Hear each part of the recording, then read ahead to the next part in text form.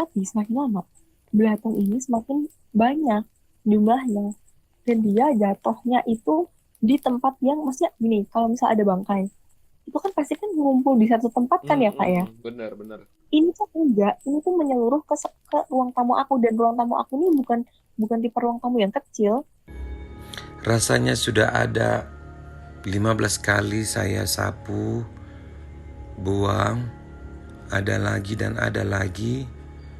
Ini belatung saya tidak tahu asalnya dari mana. Tapi bagian pelapon pun sudah saya bersihkan tadi. Seharusnya sudah tidak ada ya.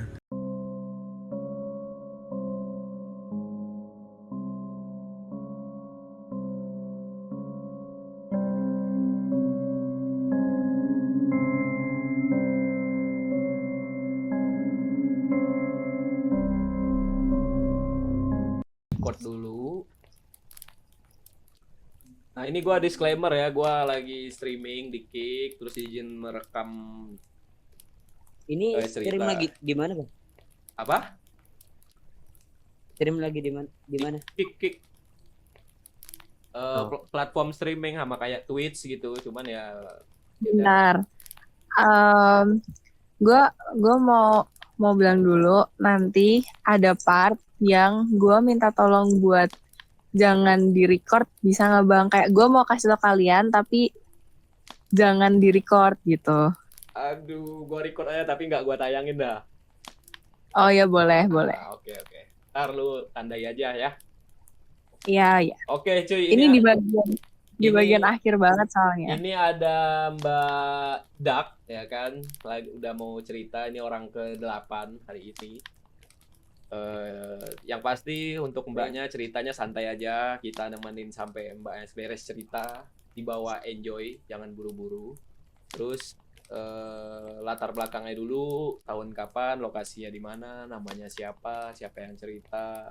Terus lu kalau mau nyembunyiin nama kampus, lu mau nyembunyiin nama tempat, daerah, itu silahkan. Tapi kalau lu mau sebut juga nggak apa-apa. Oke, langsung Oke. aja. Check it out. Oke. Halo semuanya. Jadi namaku Dak, panggil aja Dak. Aku asalku dari salah satu kota di Jawa Tengah. Jadi jujur aku nge-keep cerita ini udah lama banget. Enggak banget sih, ini itu kejadiannya di tahun 2000. Wait. Waktu aku masih SMA kelas 11. Sekarang aku kuliah, aku maba. Berarti sekitar 2 tahun atau 3 tahun yang lalu. Sekitar segitulah. Jadi, semua ini itu bermula ketika malam-malam nih. Aku inget banget hari Sabtu. Hari Sabtu sekitar jam 3 pagi. Aku tuh dapet telepon. Aku tidur waktu itu. Aku dapet telepon. Aku nih tipe yang lumayan trauma dengan telepon di malam hari, apalagi tengah malam. Karena aku nih orang yang lumayan fast respon. Jadinya orang-orang itu ketika ada kabar duka, itu sering kali teleponnya ke aku. Wait. Oke. Nah, jadi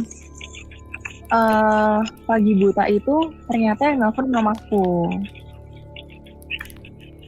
Aku angkat dong. Aku udah panik banget di situ. Aku udah overthinking banget. Tapi ternyata mamaku tuh bilang, "Dek, tolong, ini kakak di rumah sakit sama mama sama papa. Mau daftar tapi KTP-nya nggak ada. Tolong kamu ke kamar kakak, fotoin KTP kakak." Di situ aku mikir, oh kenapa nih kok tumben banget gitu kan. Tapi emang kakakku ini ada sebelum-sebelumnya tuh sering asam lambung yang sampai lumayan parah lah gitu. Jadi aku mikir, oh mungkin emang dia lagi asam lambung. Waktu itu aku mikirnya, paling ini mah galau habis putus aja, aku mikir gitu. By the way, nama kakak aku ini Kak Valen, kakak kandung aku. Aku 2 bersaudara.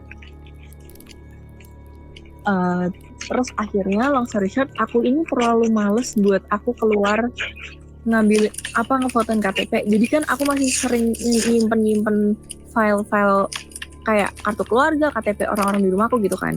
Jadi aku send aja gitu. Udah. Akhirnya pagi aku bangun semuanya kayak nothing happen. Mama papaku cuma bilang kalau oh iya kakak di rumah sakit. Terus karena hari itu mama papaku ini ada acara di rumah, acara gede gitu kayak apa sih kayak arisan keluarga gitu. Jadinya aku nih yang jagain kakak aku. Udah. Kakakku itu di rumah sakit sekitar semingguan lah. Kurang lebihnya. Dia ini kayak udah dicek-cek gitu loh. Kayak di USG lah, di apalah. Cuman emang hasilnya tuh semuanya tuh stuck di ya udah aja, maksudnya tuh nggak yang memburuk, nggak ada yang kayak sakit serius juga, semuanya juga udah baik, dia ngerasa juga dia udah oke aja gitu. By the way, ternyata malam itu kejadiannya itu kakakku tiba-tiba bangunin mamaku dengan posisi perutnya dia itu sampai ke dada itu sakit banget dan sampai sesek yang hampir nggak bisa nafas. Akhirnya mama aku telepon sepupunya dia yang dokter. Nah sepupunya dia ini bilang langsung aja bawa ke rumah sakit. Akhirnya masuklah itu. Ya, long story short, dia ini divonis nggak ada apa-apa, maksudnya kayak ya udah aja. Terus keluarlah dari rumah sakit. Itu weekdays gitu, sekitar hampir 1 mingguan lah. Nah, aku inget banget waktu itu aku pulang sekolah, aku dijemput sama mama, dan itu tuh kayak jarang banget terjadi gitu. So, aku nanya, kok yang dijemput mama gitu? Terus mama aku bilang, soalnya tadi sekalian abis kakak abis pulang di rumah sakit, jadinya mamaku nih libur nih gak ngantor gitu. Udah kan, habis itu aku sampai rumah ganti baju, terus aku ini mau pergi lagi makan siang sama mama. Nah, aku makan siang di salah satu warung bakso lah gitu. Terus tiba-tiba mama aku ini nerima telepon. Terus dia kayak jadi aku kan di Jateng nih, jadi tuh kayak kakaknya mama atau intinya kakaknya orang tua kita kan biasa panggil bude pakde gitu ya. Dia tuh kayak nerima telepon kayak yang iya mbak gitu kan, dan aku tuh udah yakin kalau itu tuh bude aku, tapi bude aku yang mana aku nggak tahu. Terus intinya di percakapan itu dia bilang, oh iya kalian udah keluar dari rumah sakit gini udah aman kok. Iya, oh nggak usah, iya, oh tapi ya udah nggak apa-apa, oh iya gitu. Habis dia matiin telepon itu, dia mukanya langsung kayak yang panik gitu loh, mukanya panik. Kayak yang, aduh, aku nanya siapa mah. Terus dia jawab, ini semua by the way ini nama yang aku sebut ini semuanya aku samarin ya. Ini Bude Yati gitu. Terus, nah, aku sekarang tahu kenapa kok mama aku ini segitu paniknya, karena mama aku ini backgroundnya ini dari keluarga yang dari desa yang kayak di apa ya? Kalau aku kan kota aku di Jawa Tengah ini emang udah kota. Mama aku tuh dari kabupaten yang bisa dibilang tuh masih kental banget kebudayaannya gitu. Jadinya sebenarnya rahasia umum kalau si Bude Yati ini itu tuh main ilmu hitam gitu. Habis itu intinya keluarga dari seminggu kakakku di rumah sakit itu, keluarga itu udah banyak banget yang jengukin. Tapi kenapa kok Bude Yati ini datang ke rumah dengan posisi Maksudnya kayak kakakku nih udah pulang gitu, kayak lu kemarin-kemarin kemana, ibaratnya gitu. Kenapa kalau sekarang udah di rumah lu baru nengokin gitu kan. Dan fun fact, Budayati ini itu nggak deket sama mama aku. Jadi mama aku memang jaga jarak banget sama Budayati ini gitu. Terus kayak kok tiba-tiba dalam tanda kutip dia kok kayak agak SKSD banget gitu kan. Kayak peduli apa lu gitu. Terus akhirnya feeling aku di situ tuh emang udah gak enak. Nah, kakak aku ini punya sahabat dari kecil. Namanya Bintang, cewek, dia cewek. Kak Bintang ini rumahnya itu di intinya rumahnya dia tuh kayak beda gang sama aku. Di depan apa ya, kayak gang kita tuh seberangan gitu loh. Jadi dari rumah aku tuh bisa ngeliat ke rumah dia gitu. Bener-bener sedekat itu, depan-depanan doang. Si Bintang ini itu dia ini dianugerahi, ya kalau orang bilang dia indigo lah, intinya gitu. Terus si Bintang ini punya teman, intinya kayak dia itu punya teman yang juga bisa kayak gitulah. Itu sahabatnya dia sejak SMP. Namanya Kapaskah. Kapaskah ini cewek juga, namanya Kapaskah. Kapaskah ini cewek juga. Jadinya aku ini kenalnya udah lumayan lama lah sama Kapaskah ini karena aku juga sering main sama Kak Bintang. Nah, habis itu si aku tuh ngechat Kak Bintang. Aku bilang, kan aku kan sering cerita-cerita ya sama Kak Bintang, sedekat itu aku sama dia. Walaupun dia tuh seusia kakak aku, maksudnya jarak umurnya lebih jauh, cuman aku sering main sama dia. Terus dia tuh tahu live update tentang keluargaku, si ini gini, si itu gini, itu dia tahu. Nah, aku tuh langsung chat Kak Bintang, aku bilang, Kak, si Budayati ini gini, ini aku ceritalah dia mau ke rumah. Aku tuh cuman mau minta tolong dia liatin si Budayati ini amit-amit ada niat buruk atau enggak. Maksudnya kayak, ya kalau ada, aku minta tolong buat hilangin kalau kamu bisa. Tapi kalau misalnya enggak, at least aku tahu there's something wrong yang sedang ada di rumahku gitu. Atau enggak yang sedang terjadi. Udah, terus Kak Bintang ini ngomong gini, aduh akunya lagi sakit. Kalau misalnya aku main kayak gitu, nanti aku bisa tambah drop karena kayak gitu tuh draining banget. Akhirnya dia ngomong, coba kamu minta tolong sama Paskah, dia bilang gitu. Terus aku bilang, ih gak enak ah. Terus Kak Bintang ngomong, gak apa-apa, kali ini feeling aku bilang kamu harus ditolongin sama dia. Coba aja, gak apa, minta tolong sama Paskah gitu. Akhirnya aku sendiri nih yang hubungin ke Paskah. Aku bilang, Kak, aku dikasih tahu sama Kak Bintang gini, aku mau minta tolong. Akhirnya aku cerita lah backgroundnya si Budayati ini gimana. Terus si Kapaskah ini ngomong, oke, nanti kalau Budayatinya udah sampai di rumah kamu kabarin aku, kamu chat. Jadi si Kak Bintang sama Kapaskah ini punya kebiasaan, kalau mereka mau dalam tanda kutip ngobatin seseorang, mereka tuh pasti kayak datang, tapi dalam tanda kutip jiwanya aja gitu loh. Kalau misalnya di Jawa itu kepercayaannya namanya Rogo Sukmo. Nah, habis itu Budayati ini datang. Dia Budayati, menantunya dia. Jadi gini, Budayati itu punya 3 orang anak. Yang pertama cowok, yang kedua sama ketiga cewek. Nah, yang cowok ini umurnya mungkin udah sekitar 30-an sekian, udah nikah, tapi selama berbelas-belas tahun dia nikah ini tuh belum punya anak.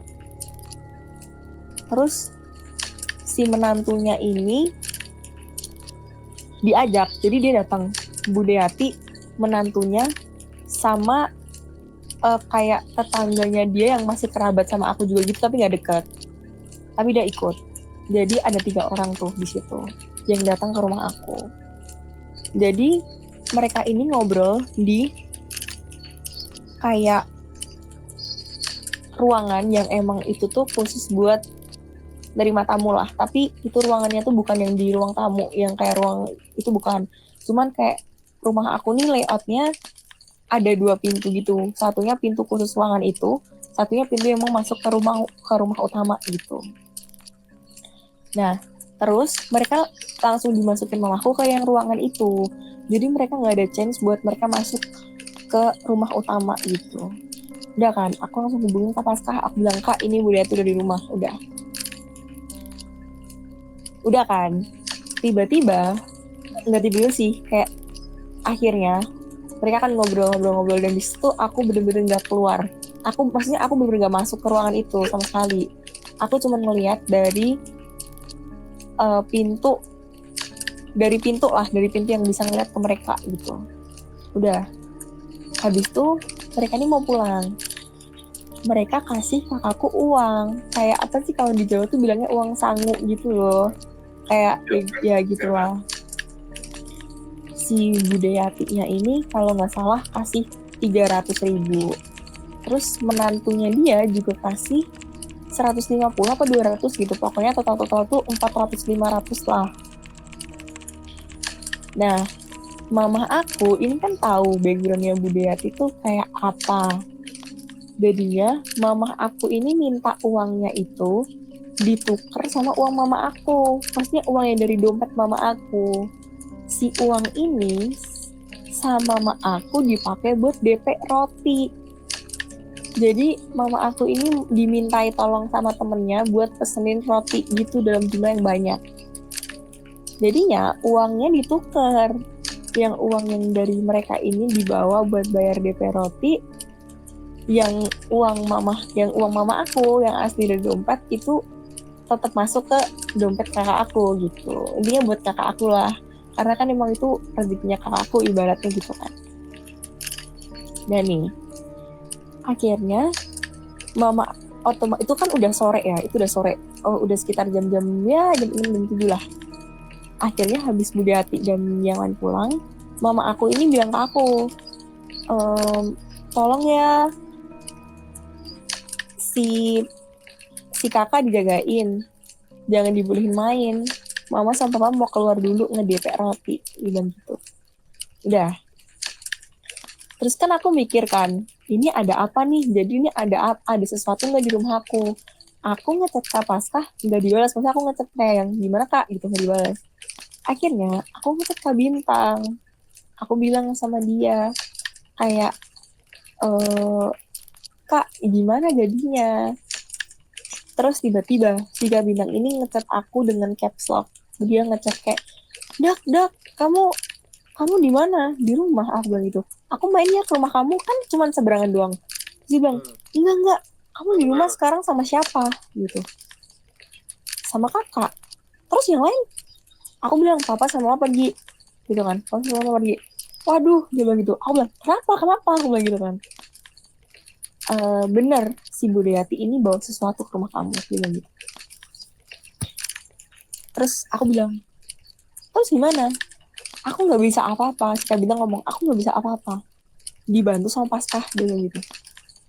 Terus gimana? Apa yang terjadi? Jadi rumah aku ini yang depan, kan rumah aku yang belakang itu kan garasi sama lapangan basket gitu-gitu kan. Kayak ada pendopo-pendopo kas-kas rumah-rumah Jawa gitulah pokoknya. Nah, yang depan itu rumah biasa, terus di depan ada kantor papa aku, tingkat 2 gitu kantornya, terus ada balkonnya di situ. Balkonnya gede, lumayan lah, kayak kayak buat duduk-duduk di situ tuh oke lah, sama buat tanaman-tanamannya papa aku gitu. Nah, si Kak Bintang ini ngomong, si Budayati ini bawa kayak, aduh merinding aku, bawa siluman kera gitu, kayak, kakak tahu Anoman gak sih? Iya. Nah kayak gitu, tapi gede banget. Dan itu si Anomannya itu menuhin si balkon atas aku ini. Itu siapa yang Dan ngeliat? di situ Kak Bintang. Oke. Kak Bintang kan rumahnya cuma depanan sama aku kan, jadi dia ngeliat. Terus dia minta tolong sama Kak Paskah buat kayak, tolongin dong, lu Ragu Sukmo ke sini, lu tolong usirin gitu. Nah, dilakuin lah sama Kak Paskah. That's why Kak Paskah gak bales chat aku Oh, gitu. Terus abis itu dia bilang, si Kak Bintang ngechat lagi, sekarang kamu jangan ada orang yang di rumah yang keluar. Terus aku bilang, lah aku barusan mau ke rumah kamu. Nggak usah. Terus aku tuh langsung langsung cek kakak aku kan, aku juga mau ngomongin gitu kalau jangan keluar rumah gitu. Terus si Kak Valen ini tiba-tiba nyamperin kamar aku. Dia bilang, kenapa? Bintang ya? Digituin. Terus aku bilang, iya. Terus dia bilang, aku padahal barusan mau pergi.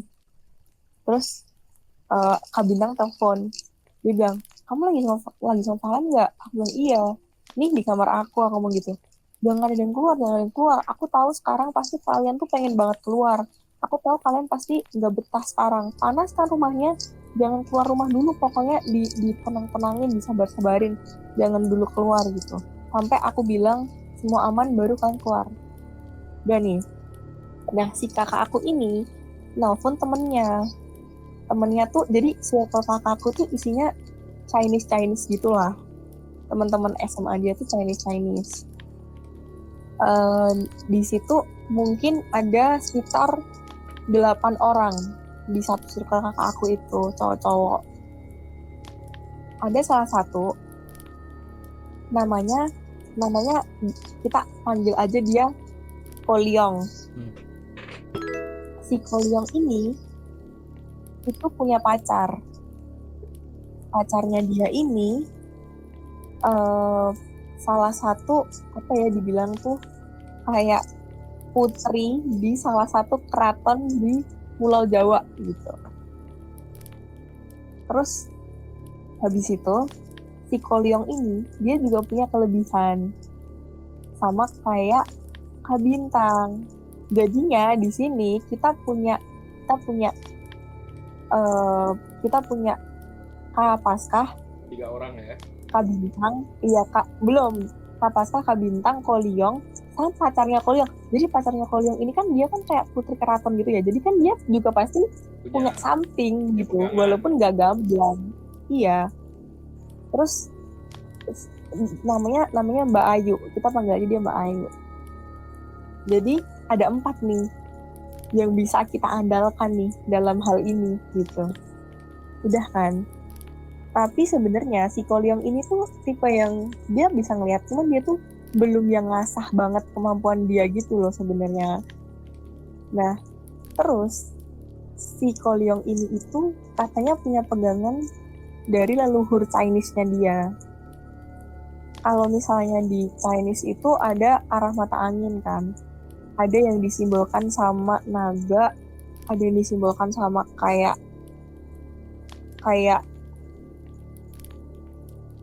harimau, terus 2 lagi jujur aku lupa, monyet kayak kerak gitu, sama satunya lagi aku lupa. Pokoknya 4 itu tuh katanya ada ikut di dia gitu, katanya si Kolyong ini ya. Nah, habis itu kakakku nelfon Kolyong. Dia tuh yang awalnya dia mau ngajak Kolyong ini nongkrong, jadi dia bilang, coba lu ke rumah gua gitu. Udah, Kolyongnya datang ke rumah. Terus si kakakku ini cerita, tadi tuh jadi gini, gue punya keluarga namanya Budayati, dia gini. Nah, udah. Terus, nggak lama, Kak Bintang nyusul ke rumah aku juga. Terus dia bilang, udah kok, udah aman. Terus tiba-tiba Kolyong ini ngomong, lah itu, gue lihat ada mbak-mbak cewek di atas itu, dia diem aja kayak kehabisan tenaga. Dia siapa? Terus si Kak Bintang ngomong, oh itu teman aku, itu namanya Paskah, dia belum berhasil balik ke badannya karena dia masih terlalu capek gitu. Terus udah kan, habis itu intinya hari itu berjalan seperti biasa, kayak normal, gak ada apa-apa. Tapi intinya si Kak Bintang ini ngomong kalau si yang kerak tadi itu udah berhasil diusir. Tapi ada satu lagi cewek, dia datang ke rumah aku. Intinya ya makhluk halus lah. Dia datang ke rumah aku, ya dalam kondisi dia marah karena ternyata uang yang dikasih sama si Budayati ini tuh sebagai tanda. Kalian tahu tanda apa?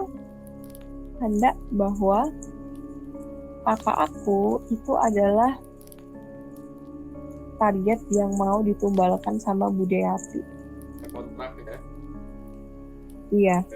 Dan kalau sampai itu masuk ke dompetnya kakak aku, mungkin sekarang dia udah nggak di sini. Pengikat ya, Terus, bisa dibilang ya. iya benar. Terus? Terus karena si tanda itu udah dibawa, udah nggak ada di situ, jadi dia kayak kebingungan gitu. Dan keraknya ini kan udah diusir ya sama kakak pasah ya, jadinya dia kayak yang dia kebingungan gitu. Dia marah-marah lah pokoknya. Tapi all clear, malam itu all clear. Udah nih. Akhirnya Sampai nyokap masih belum pulang tuh ya? belum pulang. Sampai si ada cewek-cewek itu dia belum pulang, udah kan. Jadi informasi yang aku dapat ini tuh murni dari Kak Pasca sama Kak Bintang. Nah, udah kan nih agak malaman dikit, sama papa aku pulang. Terus dia bilang, loh ini kok pada kumpul di sini tumben banget gitu. Mereka papa aku nih tipe yang kayak kalau sama aku sama teman-temanku dan teman-temannya aku emang deket gitu loh. Nah, ikut nimbrung lah mereka ngobrol. Terus sama Kamilan dikasih tahu, tante jadi ini gini. Loh kok kalian nggak bilang? Tahu gitu tadi mama pulang. Tapi kan aku bilang, loh tapi belum tentu, bisa jadi kalau misalnya aku telepon dan mama pulang malah something happen kan nggak ada yang tahu juga gitu Malah kan. duitnya balik lagi. Jadi udah, iya malah lebih baik gitu aja udah. Terus habis itu udah kan, akhirnya mau aku tahu. Tapi udah malam itu tuh pokoknya udahlah semuanya clear, udah diurusin sama Kak Bintang, semuanya aman. Tapi Kak Bintang pesen sama Kak Valen, pokoknya lu kalau ada apa-apa lu langsung telepon gue ya gitu. Jadi waktu itu tuh jadi Kak Bintang sama Kak Valen ini tuh kuliah di luar kota, di kampus yang sama, di jurusan yang sama, di kelas yang sama. Pokoknya mereka bestie banget lah gitu. Terus habis itu udah kan, aku sekolah seperti biasa dong besokannya aku sekolah seperti biasa. Terus ternyata ada sesuatu yang terjadi di rumah yang aku nggak tahu. Jadi kan Kak Valen libur nih, mama papa aku kerja, aku sekolah. Jadi Kak Valen ini di rumah sendiri dengan posisi dia H+1 keluar dari rumah sakit. Terus akhirnya jadi siang itu harusnya aku tuh pulang cuman mau ganti baju mau makan siang. Habis itu aku udah keluar lagi, aku udah les. Terus posisinya si Kak Bintang ini udah chatin aku dari aku waktu di sekolah. Kamu tahu nggak ada sesuatu tahu seru banget nih, nanti aku ceritain gitu. Aku ngerasa kayak ada apaan nih gitu kan.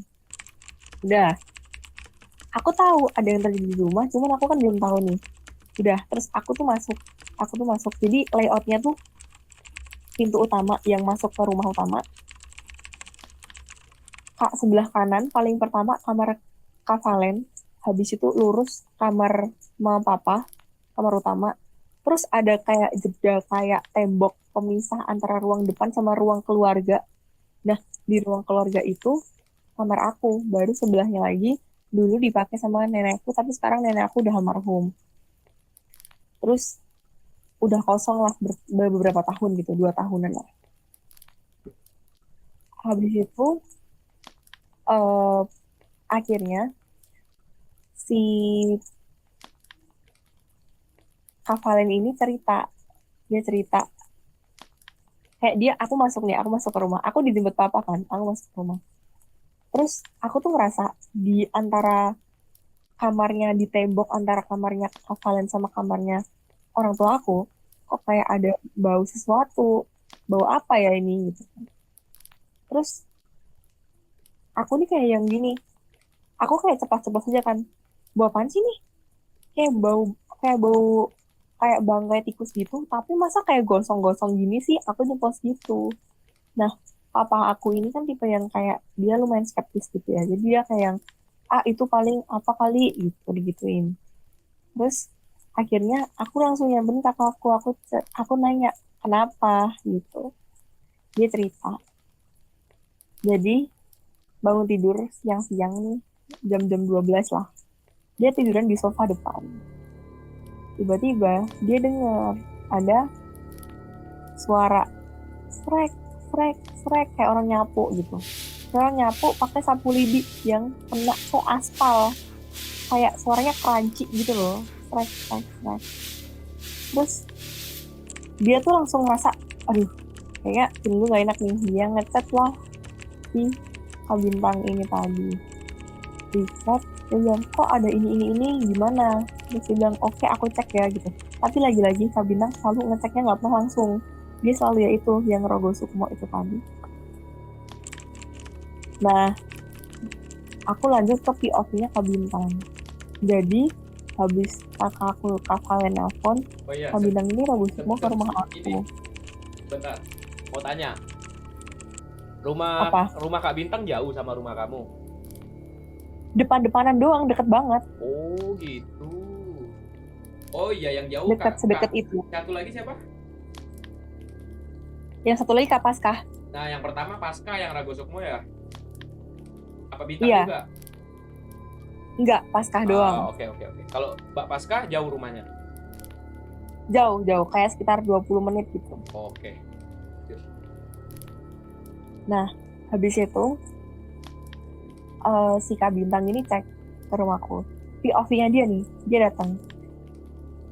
Duh, merinding banget lagi aku. Ternyata di situ udah ada cewek rambutnya panjang gimbal gitu. Pokoknya bentuknya dia jijik lah, jijik banget. Di mana? Di posisi rumah cewek ini?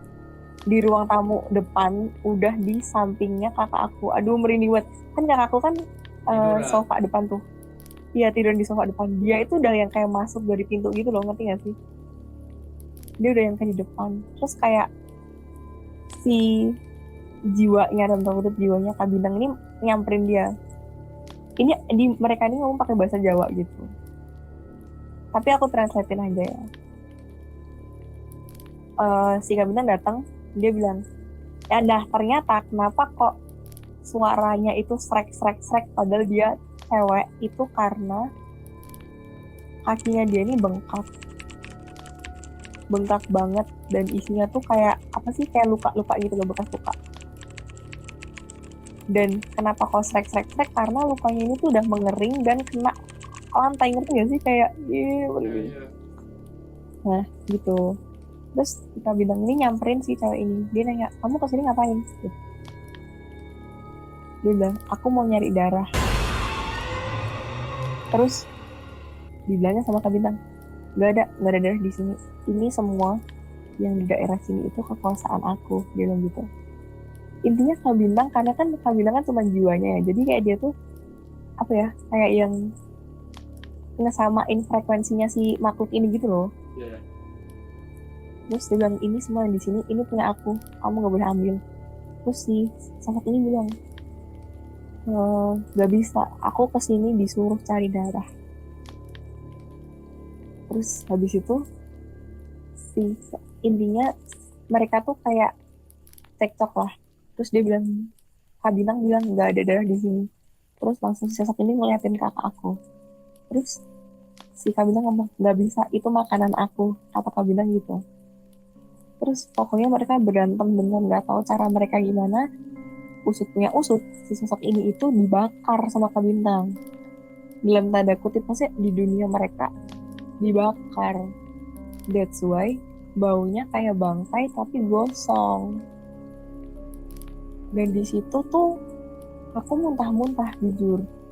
Di situ aku mual-mual banget. Itu nyata banget. Terus Kak Bintang, itu nyata banget, ternyata itu baunya tuh bener-bener yang kayak kayak segitunya, tapi itu adanya di satu titik, maksudnya ada yang kayak titik utamanya gitu loh. Iya, itu.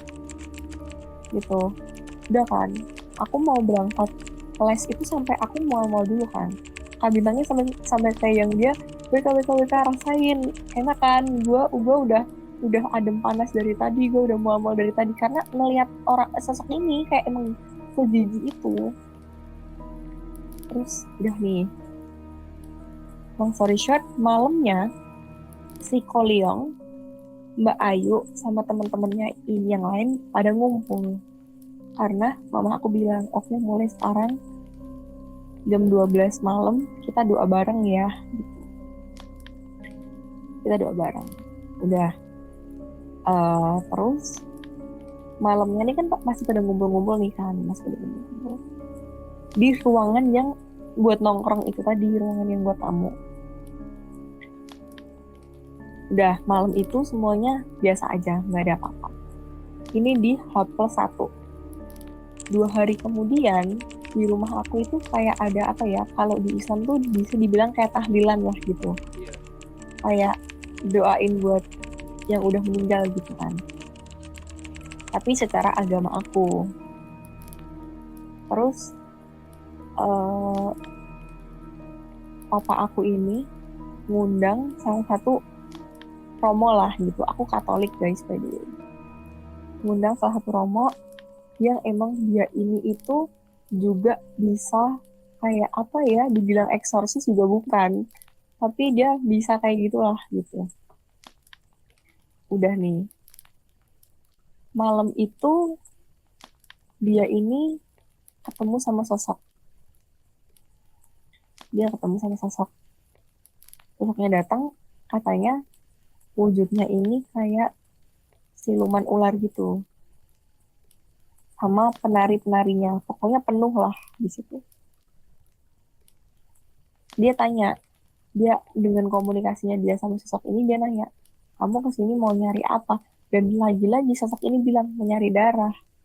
Akhirnya, sama si promo aku ini bilang, kamu coba ke depan, kamu buka tas, kan pasti di perjamuan yang kayak, apa sih, doa kita tuh kan ada yang kayak, kalau kita bilang tuh, kayak anggur yang menyimbolkan itu tuh darah Kristus gitu kan. Dia suruh aku ambil si botol anggur itu, tuangin dikit ke kayak sloki gitu, disuruh kasih ke dia. Udah kan aku kasih, dia taruh di meja, kita pergi abis itu dia taruh di meja, kita tuh ngumpul di belakang rumah yang aku bilang pendopo-pendopo tadi itu, sedangkan ibadahnya itu di depan di rumah utama aku.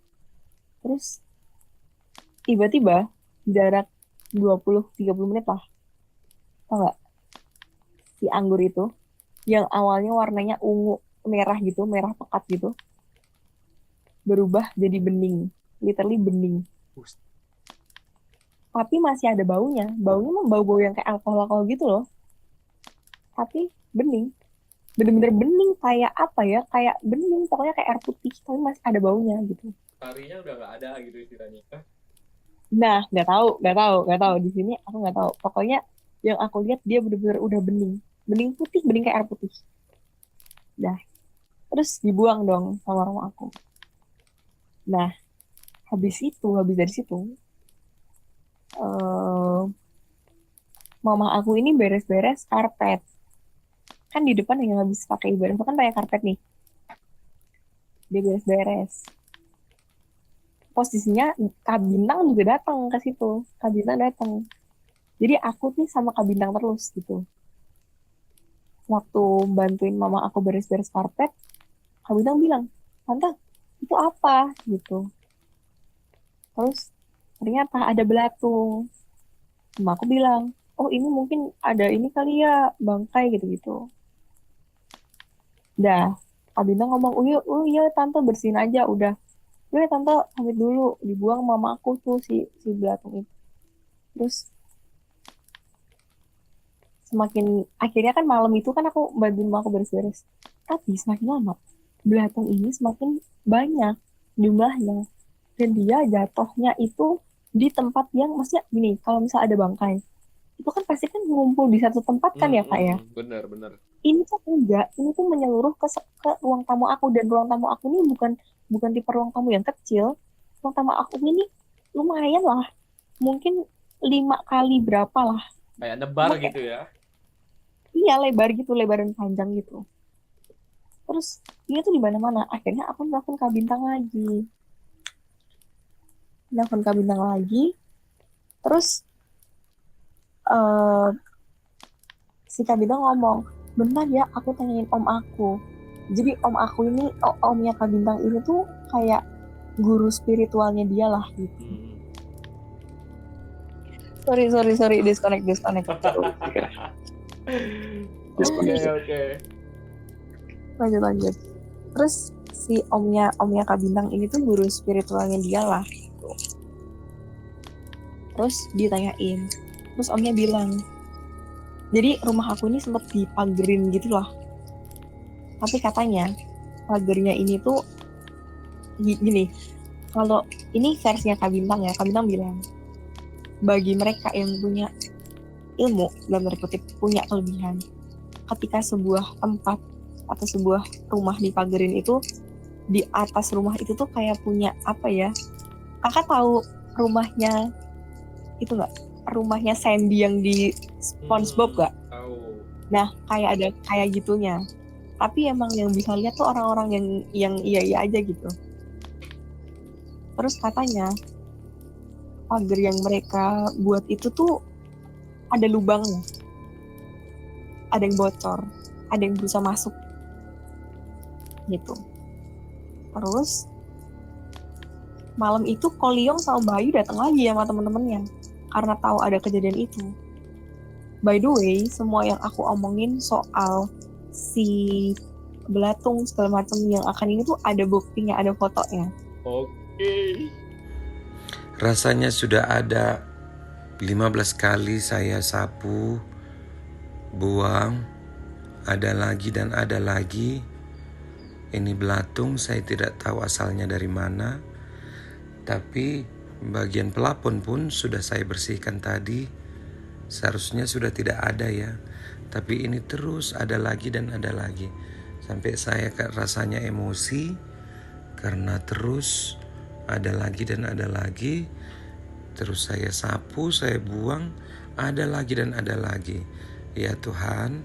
Aduh, gua Ada fotonya dan sampai sekarang aku masih save. boleh di-share ya? Nanti aku kasih ke kamu aja ya Kak, cuman kayak nggak buat di publik. Oke, siap.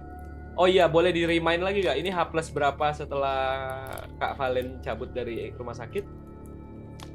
Ini berarti H plus 1, 2, 3. Mungkin mau seminggu lah. Oke. 5 harian lah. 5, 6 hari. Terus dari situ intinya tuh si omnya Kak Bintang ini ngomong kalau udah agak genting gitu loh situasinya tuh.